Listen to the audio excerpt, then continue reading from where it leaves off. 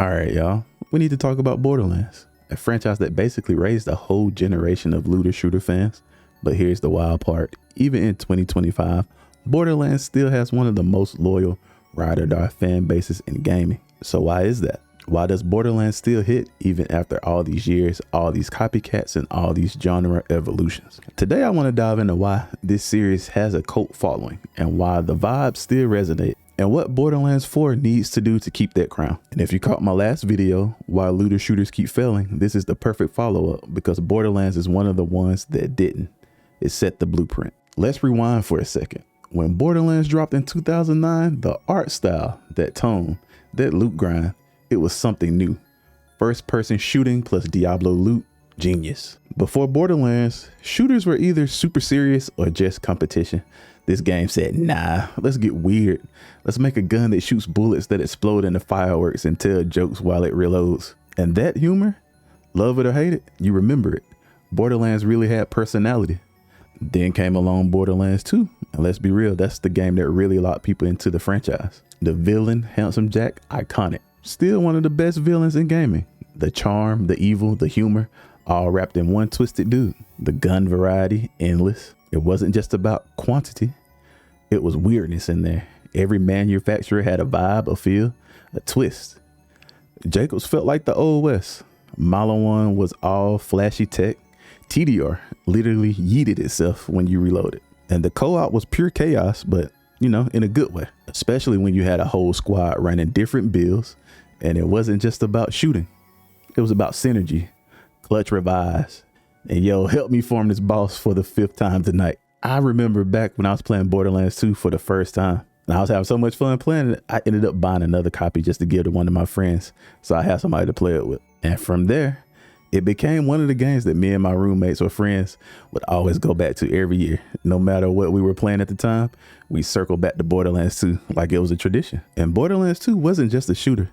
It was really like a home base for us gamers. Oh yeah, and the loot. That dopamine hit when you saw a purple or orange drop, still undefeated. So here's the thing about Borderlands fans.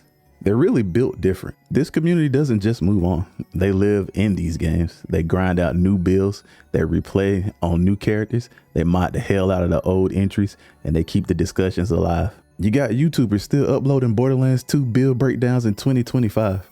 Reddit threads full of Salvador one-shot clips. Modders out here releasing full-blown loot system overhauls. The community keeps it alive. Even the pre-sequel, which didn't hit for everyone, still has defenders. Some people swear by Athena's shield builds, others just love seeing Handsome Jack before he went full psycho. And I think a big reason the series holds up is the art style.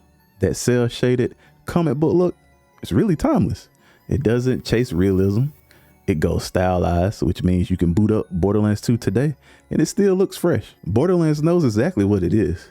It's dumb, it's loud, it's chaotic, and it's fun as hell. It doesn't try to be cinematic or dramatic.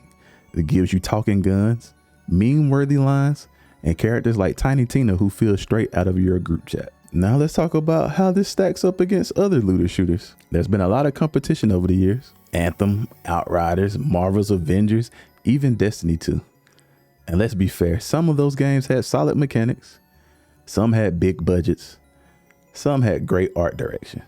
But most of them, they didn't have soul. Anthem had jetpacks, but felt empty. Avengers had the biggest IP in the world and still dropped the ball. Outriders loved the game, had potential, but really had no identity at the end of the day. Even Destiny, another game I loved, as polished as it is, feels like a totally different vibe. It's like focused, serious, and grindy in a more rigid way. What Borderlands really nails is the vibe. It gives you personality in every corner, from the narrator to the loot descriptions.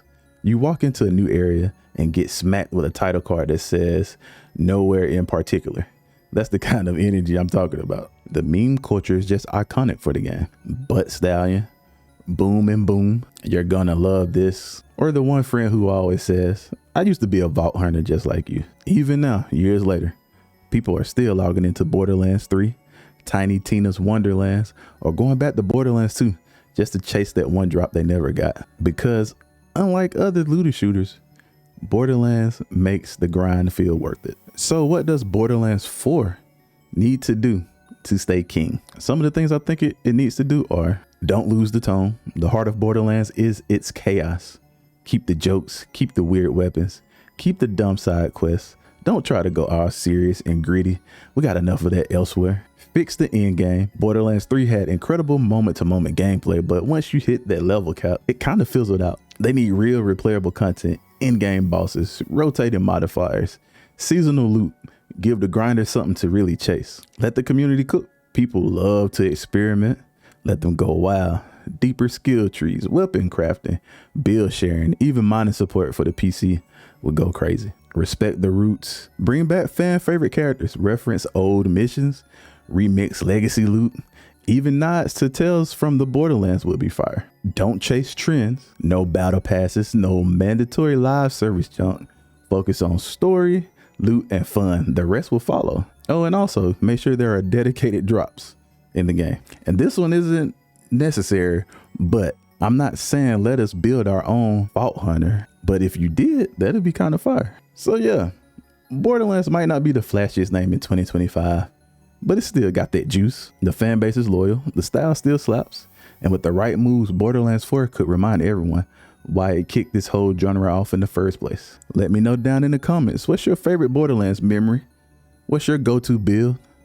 And what's that one drop that's still haunting you? And if you've ever screamed legendary out loud, hit that like button, sub if you're new, and stay locked in. And with that, we're going to keep the Y series going. What's up next? You'll see soon. This is Sticks, and I appreciate you kicking it.